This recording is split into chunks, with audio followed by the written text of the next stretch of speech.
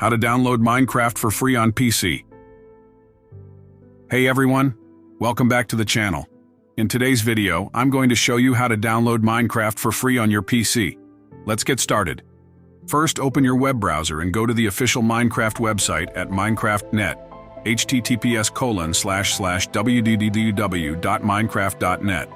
Click on Get Minecraft and choose Computer as your platform. Then download the *** launcher for Windows ***, or Mac if you're using a Mac. Once the download is complete, run the installer and follow the on-screen instructions to set up the Minecraft launcher on your PC. Now you'll need to create a free Mojang account. Open the launcher, click on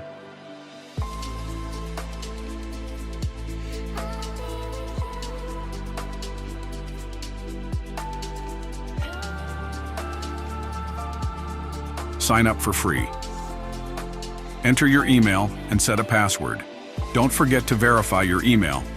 With your account ready, log into the launcher and select the Minecraft demo option.